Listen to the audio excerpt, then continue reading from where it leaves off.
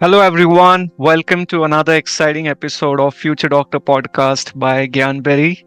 And we have another amazing university joining us today. So we are joined today by University of Palacky, which is one of the oldest and prestigious universities in Czech Republic. We are joined specifically by the Faculty of Medicine and Dentistry of the university, and we are joined by Ms. Yana Osmani, who is with the international office of the faculty and the university and takes care of international students for most part of it.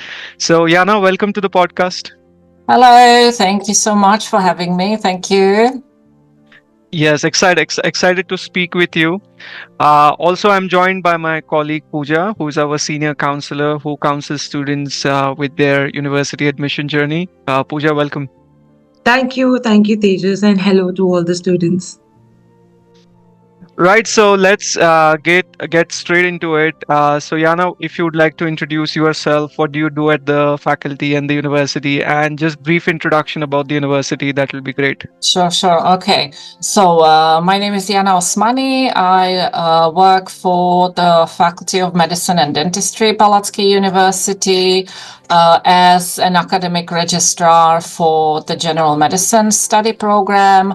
I'm basically responsible for many things throughout the students' time and life with us here, starting from admissions. That's completely my responsibility administratively, and I'm here for the students throughout their studies, so related to study issues, any other issues they face during their time here. So I'm the go-to person, you could say, throughout their 5 or 6 years, depending on what study program they're enrolled in.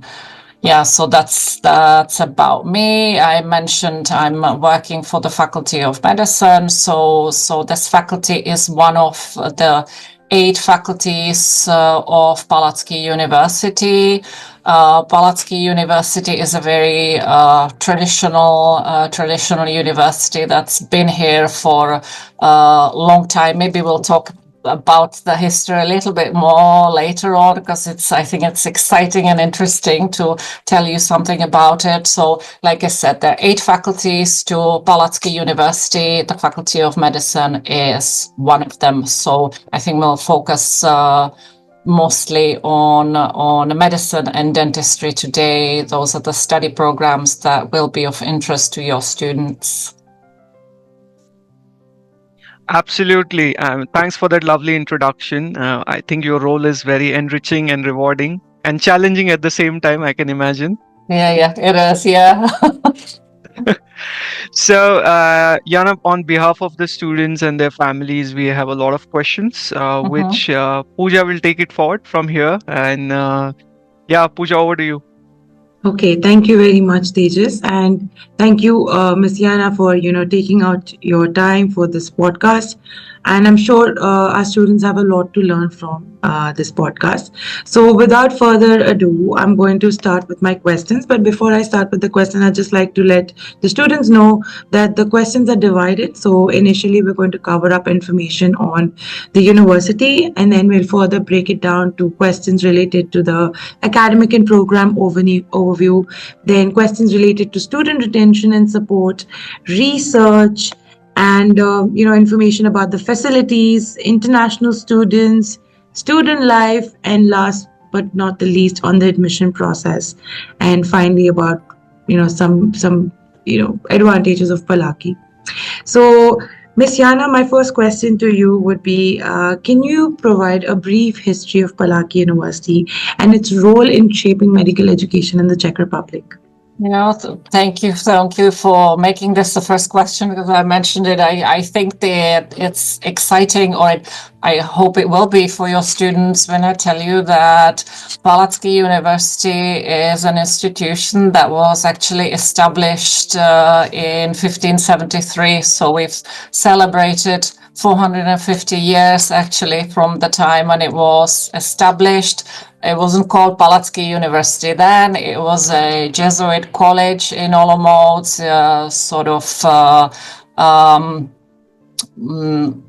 200 years later, after that, only it was made a secular school. It wasn't that's not what it was before that, but so from about late 18th century, we had teaching of medicine here already. So the beginnings of it, I find it fascinating that like in our city in Olomouc, the buildings of course are not here anymore, but like you can go to these places where the teaching happened some 300 years ago or so. So I won't bore you with this, not for very long, but just the very beginning of teaching of medicine. Here was medicine and surgery to start with, and it was actually two professors who were teaching it. And the practical training was done in a hospital where there were 2 rooms and somewhere between 12 to 16 beds. That's the information that I've found about this. So, when you look at this and then we'll talk about our facilities and our teaching hospital later. It's just amazing the way it started. So this was the very, very beginning. The process of teaching or functioning of the university was disrupted several times by different wars. That's one thing that it always disrupts lives and this kind of like education as well. So if we skip sort of even a century or so, then it was from after the Second World War, so that's the 1940s, late 1940s, is when the Faculty of Medicine started its operation after the war. So we've been in continuous operation since then, actually. The facilities that we are using now, one of the buildings that we are using now for teaching was actually built in the 1950s, opened then and in continuous operation since then, still being used now, of course, refurbished since that time. Before that, the teaching was done within the hospital here in Olomouc. So since the 1950s that we actually have our own premises where the teaching is done.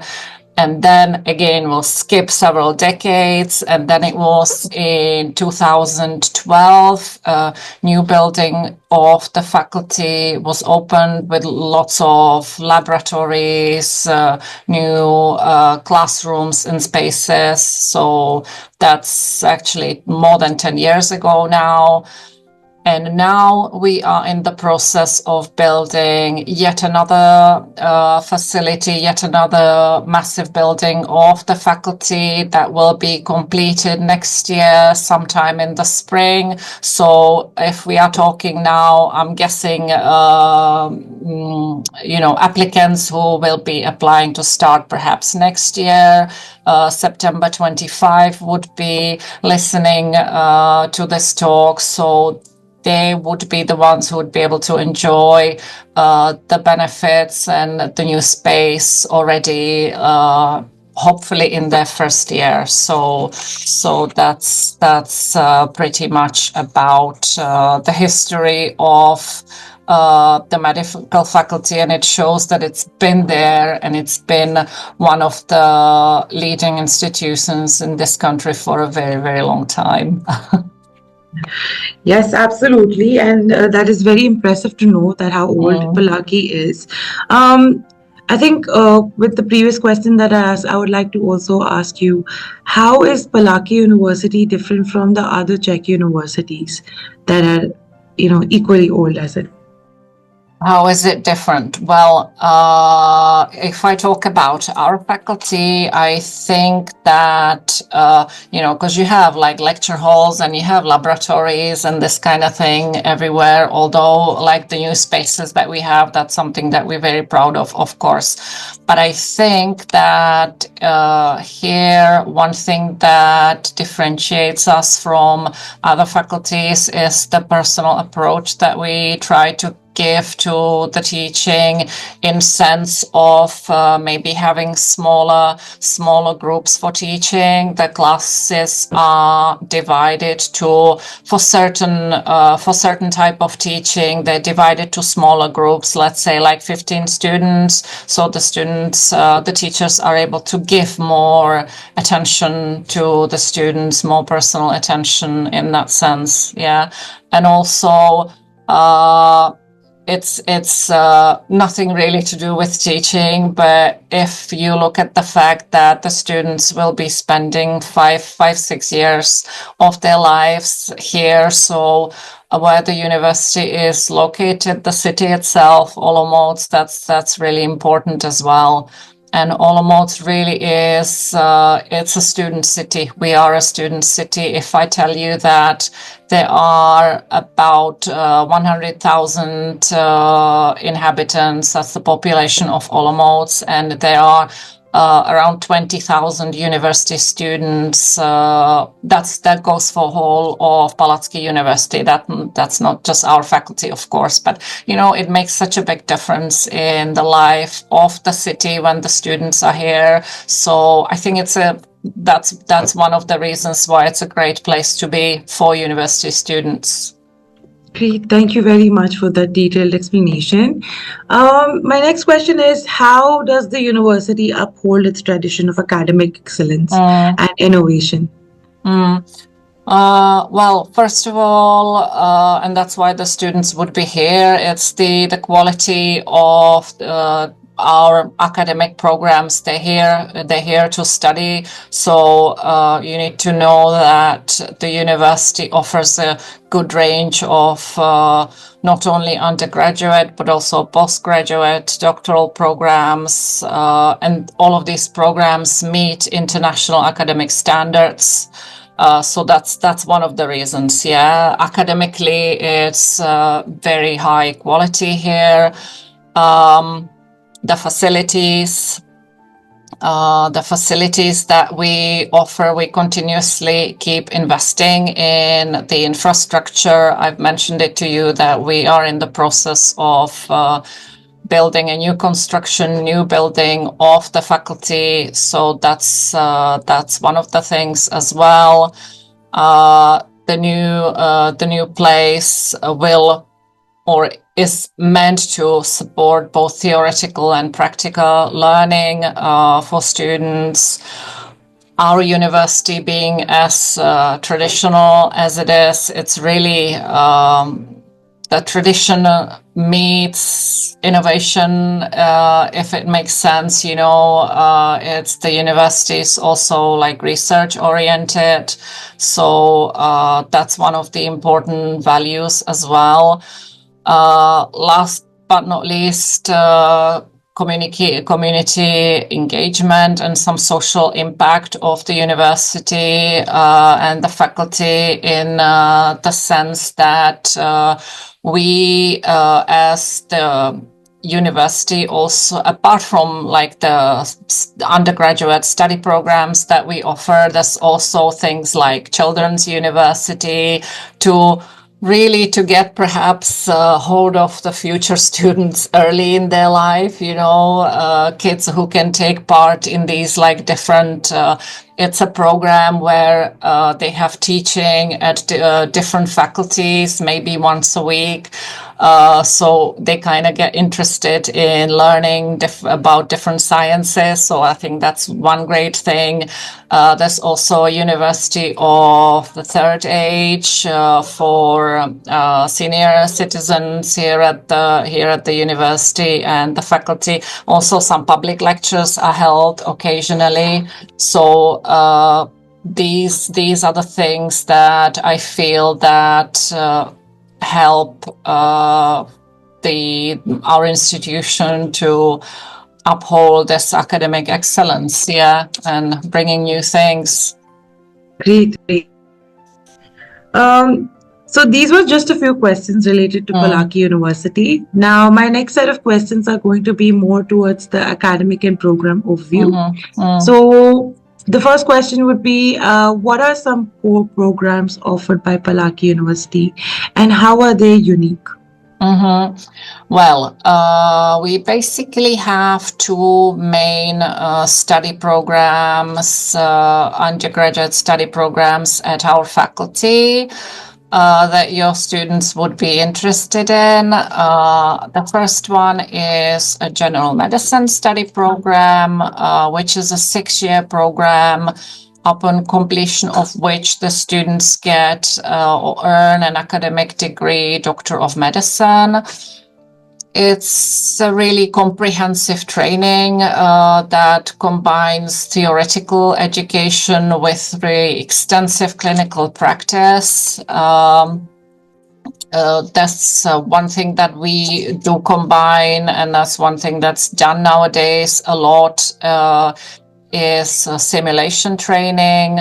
So again, I have to go back to that new building that I spoke about, because we will be opening a massive simulation center in the new building that will be opening next year. So that's the general medicine study program. That's 6 years long. And then there is a dentistry program of study. This program is 5 years long. Basically meant to equip students with the expertise to diagnose, treat, and manage oral health conditions.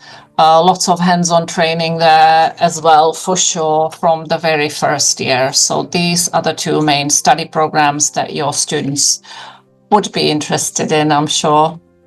Yes, absolutely. We do have a lot of students for these programs. And how does the university balance theoretical knowledge and practical training across these programs?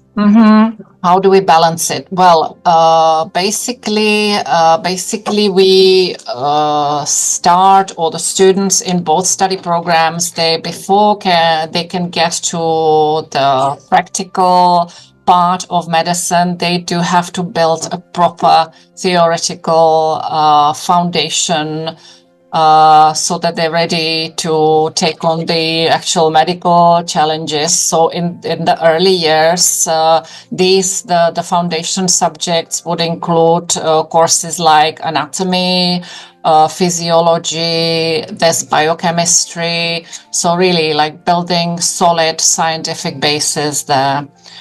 And the practical training is introduced gradually. I spoke about the dentistry study program. That's really there's some level of practical training really from the very first year. General medicine students now have in the second year of study, they have course that's called Basic Clinical Procedures, which is basically nursing. So that's the first introduction to really something practical in medicine. And I think it's exciting for them, and it's maybe at this point they realize, okay, so that's why they realize that they can understand these things better when they have the foundation knowledge. So that's how it's done. And as they advance in their studies, it all shifts more towards the clinical practice. So basically, if we talk about general medicine students, from the fourth year onwards, they are the teaching sort of changes in such a way, so they are completely in the teaching hospital pretty much. It's about clinical training completely from the fourth year onwards. Yeah, so there's lots of exposure there. Okay, that is very exciting, especially for students who are very, very passionate about medicine. Yeah. So my next question is, for international students, like how many international students seats are available for medicine and dentistry programs? Maybe could you provide a brief overview of the acceptance rate each year following the entrance exam process? So the number of seats that we have in the English program for general medicine, there's 80 seats every year. 80 students can enroll in the first year, and dentistry has 20 seats, so it's a much smaller program. As far as like the numbers for admission, so for the medical program, we would normally get something like 500-600 applications, something like that. It sounds like a lot towards the number of seats that's there, but actually not everyone applying actually ends up taking part in the exam. So then the ratio is a bit better then. But I would say maybe because like not every student who's offered admission ends up enrolling. I'm sure a lot of your students would sort of apply to many different universities. Hopefully the lucky ones have like several offers and are able to choose the one that works for their needs, the one that works best for them. So I think we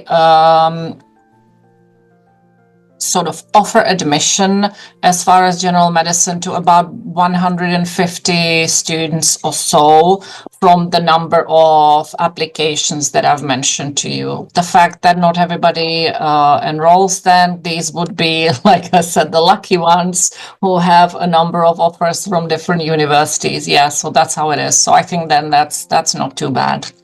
Yes, yes, that does not sound too bad. So the next question I have is, and since there are a lot of international students coming in, what are the strategies that Palacky implements to ensure that high student retention rates are maintained? Well, I mean, the studies of both of these fields, both of these study programs are demanding. So we try to give the students our support and the supports needed for international students, especially because it's all the more difficult. It's a difficult study program for even for local students, for Czechs, but for someone who's coming from a different country, different culture, it's all the more demanding. So the support is not only in the sense of the academics. The academic support is there, of course. The students struggling are always welcome to approach their teachers and professors for consultations and for help. There are services that we call these staff members, we call them tutors. It sounds like it's a teacher, but it's really someone they can turn to with any kind of an issue. So they know, simply put, they know they have people who they can go and see. So that's you can contact the tutor if you feel that you have a problem, even with your academic progress. We are here in the student office. That's not only me. There's two of us here, each one responsible for one of the study programs. So that's that. So a support in the sense of the studies. Then we try to give our students support in the sense of their well-being and mental health, in the sense of having a psychologist that's available for them should they need it, should they face any issues. This medical studies can be stressful, so it can be sometimes needed. Yeah, so that's what it is. Perhaps also I should mention that the curriculum itself, the balance between theoretical knowledge and practical training is there to keep the students engaged and motivated. So I think that can play a role as well. Yeah. Also, to help students cope with everything. There's an office that's called a welcome office that operates for the whole university, not just our faculty, that the students can turn to with any kind of issue as well. So there's the support services are there. That's impressive. That's actually very helpful for international students. Yeah. Like you rightly mentioned, there are students from different backgrounds and they come with different mindsets. So great to know. So now we move to a different set of questions, which is going to be more specific to research and innovation. So, if you could let us know what are the major areas of research focus at the Faculty of Medicine and Dentistry at the university? So basically, the research is sort of divided to these different areas. That would be origin and development of diseases would be one of the areas.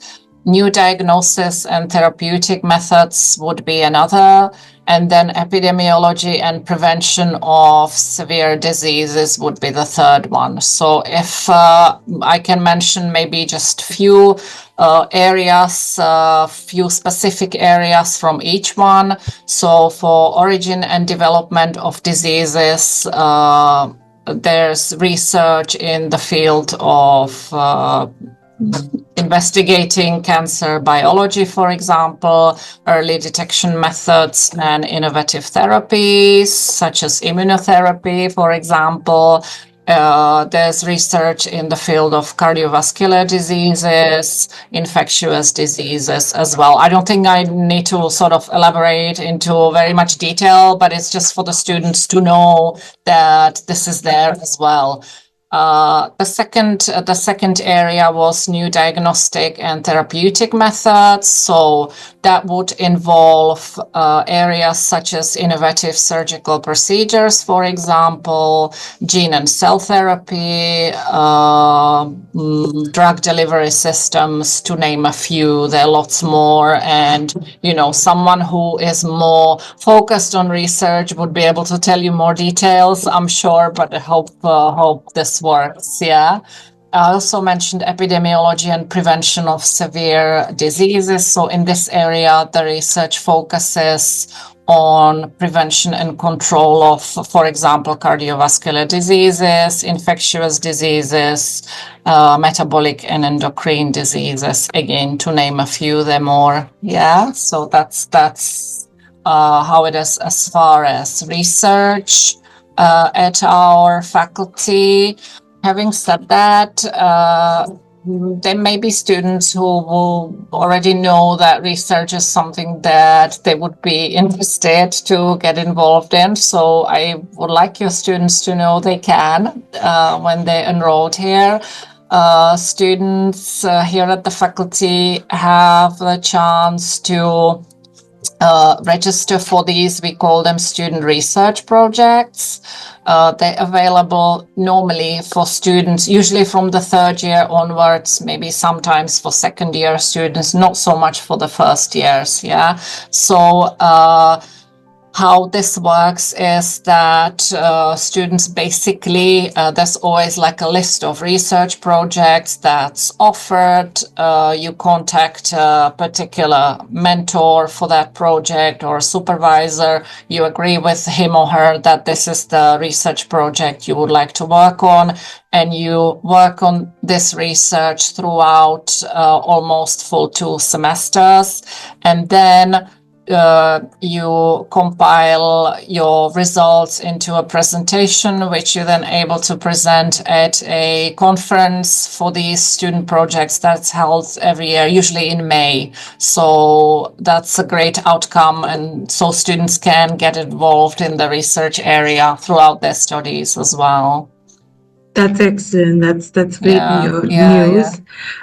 So I think that was my question for research. Now there are a couple of questions on how the university supports students for academic to help them get adjusted in the environment and check. So to rephrase the question, it's how does the university support international students in adapting to the academic and cultural life in Czech Republic? So from basically the very beginning, because this kind of support is usually needed mostly for first year students. You sort of, as you live here for a few years, you get used to everything, and this kind of support, it still needs to be in place, but it's not needed so much. But for the first years, especially if they're coming from the students are coming from very different cultures, very different backgrounds. So we hold at the very beginning of the first year of the first semester, we hold orientation week for the students. So this orientation week involves not only explanations by the staff of all the rules and regulations that apply here. There are presentations by, I've mentioned the welcome office that's there. So they come and they offer their services, which basically, just to explain it to you briefly, they can help students with matters regarding their residence permits, basically visas, all different sort of administrative issues if they have to deal with the local authorities somehow. But not only that, they also organize sort of cultural events to introduce the local culture to the students, and also to have the students mix with each other, because students from different faculties meet for these kind of events. So that's, I think, that helps. I've mentioned the services of a psychologist previously as well, so that's one of the great things. Again, students struggling are welcome to approach their teachers. They just have to know that they have to take the initiative to go and speak to the teachers and professors and ask for this help. It really doesn't work in such a way that anyone would approach you whether you need help. So that's maybe one thing they do need to know, that the help is there. You just need to come and ask for it, really. So support in the sense of the local language maybe is there actually integrated in the curriculum, because our students have Czech language as part of their course for the first 3 years. So it's helpful to know Czech on a level where you can communicate somewhat, at least. Of course, that would help. What else? Perhaps knowing that there's certain flexibility to fulfilling your academic duties in the sense of being able to retake exams. If there is an exam that you struggle to pass, if you don't pass on your very first attempt, it's never the end of the world, because you have 2 more to take. There is the option of sort of extending the studies, in the sense that a course that you not really have trouble finishing in that given year, you're able to carry that course forward to the following year. However, the students need to know that this option is only there from the second year onwards. So the first year courses, you have the flexibility of having the 3 tries, 3 attempts for your exams, but you don't have the flexibility of not completing it in the first year. All of the first year courses have to be passed within the first year to be able to carry on. So these pretty much. So academic support in the sense of perhaps mental health, and then cultural integration with the help of the welcome office, if I just sort of put everything all the information together like this. Yeah. Okay. And does Palacky University have any global partnerships or exchange programs that students can benefit from? We absolutely do. Actually, there's a long list of universities that we cooperate with. Students can take part. It's called Erasmus Plus Exchange Program.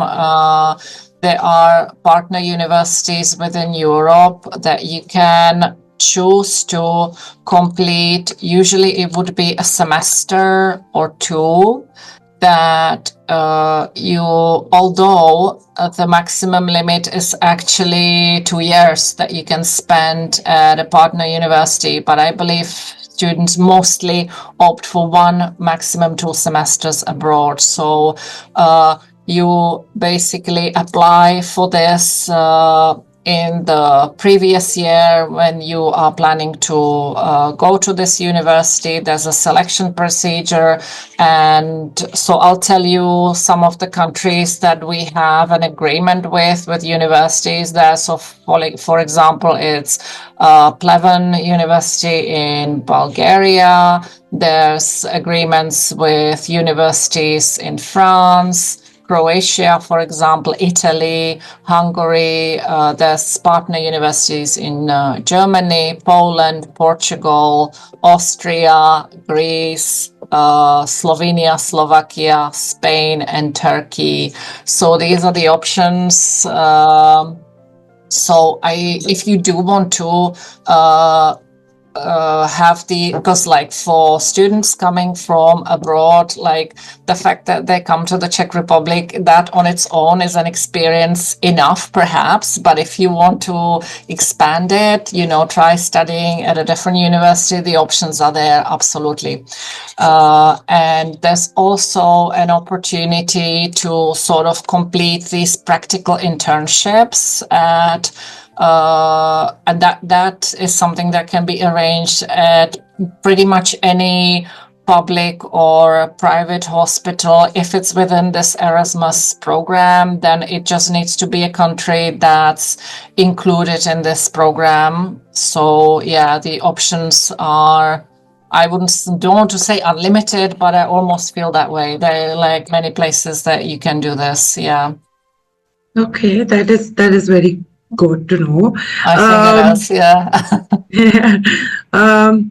So the next question is related to the clinical training and facilities.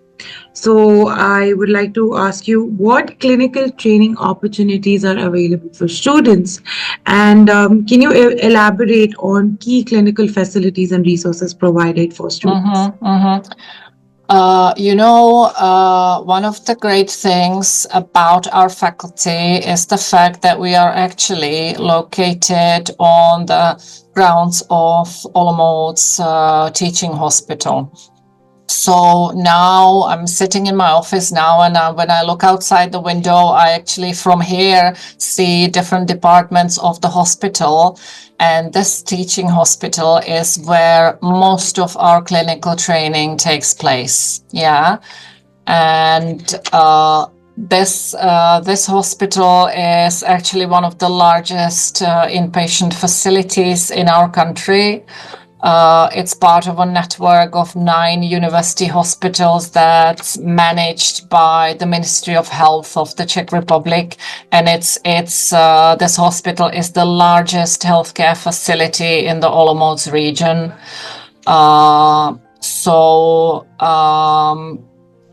You have like all the different departments, all fields of medicine that you can think of, you will find in this hospital. There are actually 67 departments in this hospital, 1,200 beds, just to give you an idea of the size. Otherwise, I won't bore you with the numbers. So this is the main facility where our English program students complete their training. There's also a military hospital in Olomouc where some of the training is completed. And then we actually are happy to allow students, because our curriculum works as such that there are a number of clinical trainings that are expected to be done over the summer. Not throughout the whole summer, of course, the students do get to have a break, but there are some trainings each year. So what students usually really appreciate is that they're allowed to complete these clinical trainings in medical facilities in their home country. So it's not that we have like contractual agreements with all of these hospitals, but we are able to conclude such agreement for one specific training, for one specific internship, basically anywhere you like. So I think this is a fantastic option and opportunity for students as well. Okay, all right. Great. So now I think I'd like to just ask a few questions related to the admission and application process, as this would also be of great interest to the students. Sure. Can you outline the admission process for international students applying for the Faculty of Medicine and Dentistry? So do we take it sort of step by step from the point when the students apply briefly, or I can do that? Yeah. Yeah, you can do that. I think that would be ideal. Okay. So basically, from the point when you decide that you would like to study medicine or dentistry at our faculty, you're expected to submit your application that requires certain documents to be uploaded. Now, I'm guessing this process is something that you will help your students with for sure. So you will inform them what documents are needed, but just so that you know, you expected to produce your secondary education final certificate. You expected to produce a confirmation of your English proficiency, which can be a language certificate, that being IELTS, TOEFL, Cambridge English certificate on a B2 level, or a confirmation from your school that English was the medium of instruction throughout your education. That would work perfectly well. So high school certificate, English certificate. We want to have a letter of motivation from you. We want to see why medicine and why us, to say in a nutshell, and a passport copy. So these documents are uploaded, application fee is paid, and then you can be registered for an entrance examination. Each student is required to take an entrance exam in order to be able to, for us to be able to offer admission to this student. So at the moment, we are holding these entrance exams online, and we have one scheduled for you guys very soon. But there will be another exam date that your students can register for. So yeah, that's the option. And there's always like this, there are always several entrance exam dates throughout the year that the students can register for. So they will be taking the entrance exam. So the exam involves science tests. That would be biology, chemistry. Then you can choose between physics and maths. And then you will have to take an English test in case you can't produce any English proficiency certificate, which most of your students won't be able to actually. So 3 science tests. If you get a passing score in this test, then you will be invited for a Zoom interview. In this Zoom interview, we are really checking your, first of all, your level of English. We want to see if your English is proficient enough to pursue this demanding curriculum. And then we again want to see why medicine, why dentistry, and why the Czech Republic, why Palacky University. Yeah, so that's how it is. So you take ideal case scenario, you score very well in the entrance examination, you make an impression in the interview, then you can be offered admission. Once we offer you admission, we will give you some time to make up your mind whether we are the place and the institution for you, the place where you want to spend the next 5 or 6 years of your life. If you decide that you would like to study at Palacky University, then you will confirm your admission by paying a certain deposit on our tuition fee. This deposit, so that you know, is 1,500 euros. Yeah, and by making this deposit payment, you basically secure a place for next year. If we're talking about students applying now, so you're securing a place for September 25. Great. I think that gives much clarity on the admission process. And adding to the admission process for both the faculties, could you also highlight what is the tuition fees for the Faculty of Medicine and Faculty of Dentistry? And you do have, and what are the additional costs that students are looking at, putting it on the university? Yeah. Sure. Okay, so the tuition fees at the moment, we are charging 12,500 euros for the medical program. So that I mentioned, that's the 6-year program, yeah. The fees for dentistry are 14,000. These amounts are payable. It's per year. That's an amount per year. So the 5-year program, dentistry, 14,000 per year. What other costs are involved? So you would be paying for accommodation for sure. The cost really depends on whether you decide to stay at the halls of residence of the university or whether you're gonna look for private accommodation. So let's suppose you go for the cheaper option of the hall. So that would set you back by about 150 or so euros per month, and this is an amount that you'll be paying monthly. It's not something that you have to cover for the whole year. Yeah, so this is an amount payable monthly. Then you of course have to budget some for your like daily expenses, food, travel, and you have to expect that you will need to get your health insurance for the whole, well, not for the whole duration of your stay, but basically for the first year, or not only for you like to be covered in case something happens here, in case you have to seek treatment, but also for the purpose of arranging your visas. Yeah, so that's this health insurance. I try to find out the current rate. It's somewhere between 650, 700 euros. That's for 1 year. So basically, we advise students to expect that you will need 5,000 euros, I would say at least, for these expenses for the year. Yeah, if you want me to elaborate a bit more about, like, I don't know, getting like maybe private apartments, accommodation, the prices, I can. I don't know if this is okay or.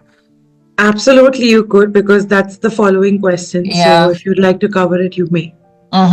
So I've mentioned that like the option is you stay at the university halls of residence. So just to explain to you how it works, basically every international student would have a place reserved at our halls unless they tell us they don't want to stay there. Yeah, so that's, I think, good for your students to know. The place at the halls will always be there. I've mentioned the cost. Expect about 150 euros per month, payable monthly.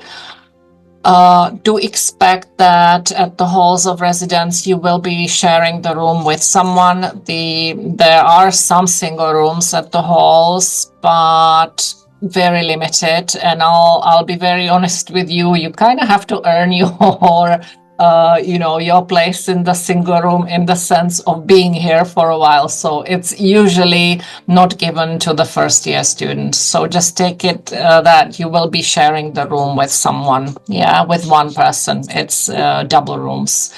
If you do decide that this is not something that's for you and you would like to look for accommodation elsewhere, that's absolutely possible as well. Just please expect that like we will arrange everything for you at the university halls of residence.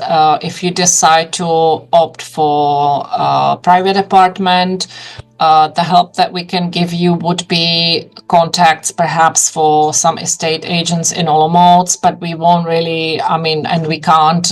You have to decide yourself because there are so many options. So expect that this is something you'll have to arrange yourselves. Yeah.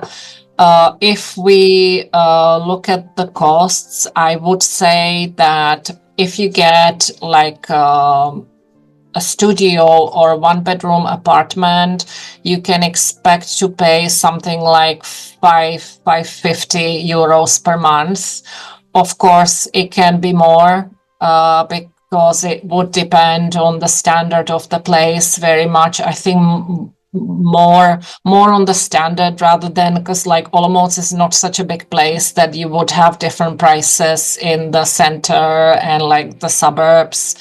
But students would normally look for a place that's either in the very, very heart, very center of Olomouc or something very, very close to the faculty so they can get up 5 minutes before the lecture starts. So that's one bedroom apartment or a studio, or if like a couple of friends or several friends decide to share, get a bigger apartment, then maybe expect to pay like 300 per person per month in euros. If you have like a two-bedroom or maybe a bigger one apartment, simply for several people to stay in a flat but not in the halls of residence, something like that. Yeah. Okay, and if maybe just one more thing, if you do sort of think that the option of staying outside the halls might be a good idea for you, then don't leave it really last minute unless you're okay. That's an option as well. Like you can come to Olomouc, start living at the halls, learn about the surroundings, and then only you look for your apartment. That's an option as well. Yeah, but if you do want to have your place ready for you to start your studies, then start a bit early, because like I said, 20,000 university students in Olomouc, they all have to stay someplace. Yeah, so if you start a bit late, then you may not get or it might be difficult to find something good. Also, one thing to take into consideration when you're actually looking for a place, for a private place, then do check about utility bills, because that's not something that would necessarily have to be included in the rent given. That's just maybe a note aside. Yeah. Yeah, so that's as far as accommodation goes, I guess. Great. Thank you very much for giving that heads up to all the students. I think since we are very close to, the webinar, towards the end of the webinar, and we are also running short on time. Okay. So I have maybe one final question, and then maybe you can add up a few, positive points that you'd like the students to know before they get to Palacky University. So the question is related to tuition fees. So, I mean, does the university offer any scholarships or any flexible payment plans? Scholarships in the sense of like a merit scholarship, not as such at the moment. It's something that may be in the pipeline for the future, but not at the moment, unfortunately. There is a certain scholarship that you can get for completion of, I've talked about the summer clinical trainings. Completing these trainings for a certain duration of time outside the Czech Republic would earn you a certain scholarship.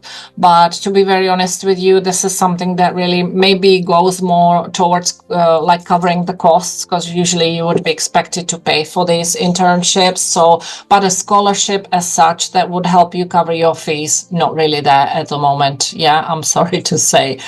Flexibility in payments of your fees is there to a certain extent. Basically, you are expected to pay your fees at the beginning of the year.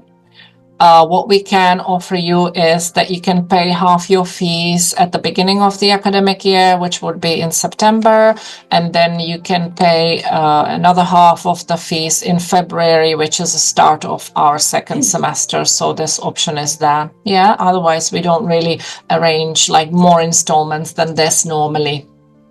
Okay, that is helpful as well. I have just one more question related to the visa process, because we have a lot of international students applying.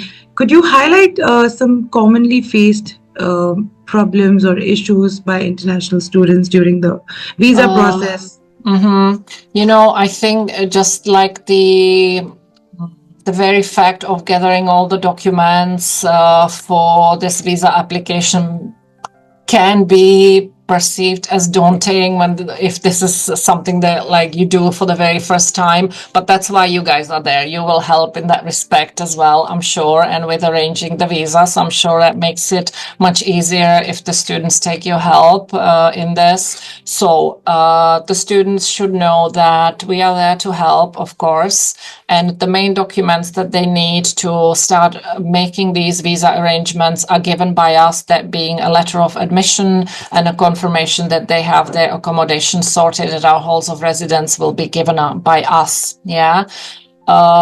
One major issue, I think, is that because the students are not so familiar with the process of these applications, and they don't really know what to expect in the sense of how long this whole thing can take.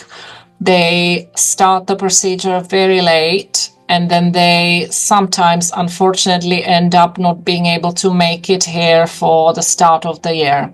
So if there's one thing that you really need to do when you're arranging your permit, your residence permit, you need to start very early, because the embassy can take they're supposed to complete your application within or process your application within 2 months from the point where they receive everything from you. So, but I think they can take even longer than that sometimes. And you have to expect that it takes time to get an appointment. Again, I'm guessing that's where you guys come in. And I don't know if this is something that you can speed up a little bit, or you get your appointments faster, hopefully. But this time factor is really important. Yeah. All right. Great. Thank you very much. Would you like to share some final, tips or advices to our prospective students that they can keep in mind?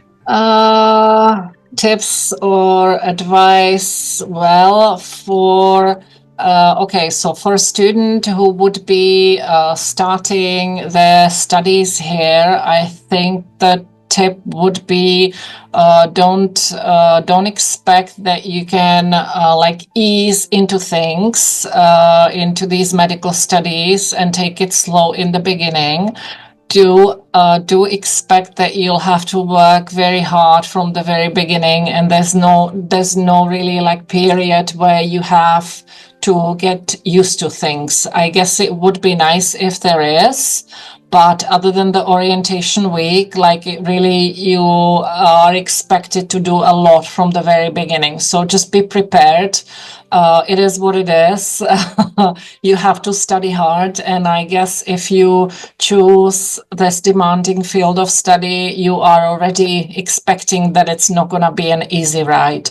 On the other hand, don't just study. I hope this statement is not too contradictory, but you need to look after your well-being, and you need to look after your mental health. So everyone should have something where you can unwind, be it sports, be it, I don't know, some like kind of theater, concert, something that takes your mind off things. So this you need to have wherever you go. So do bring this sort of how should I say it, mental setting with you that it's going to be difficult, it's going to be demanding, but it's going to be fun as well, because you're going to I think it's, you'll have the time of your life meeting students from different countries, experiencing different cultures, learning about the Czech culture, meeting new people. So that's what it is. I've already told you that I think that academically it's great here, but it's not just about the studies. Absolutely. So, with that, we come to an end of of today's episode, and I would like to thank you very much for your time and expertise that you've shared today. I'm sure your insights have been incredibly helpful to all our students, and they've gained a lot of information. And hoping that Palaki will be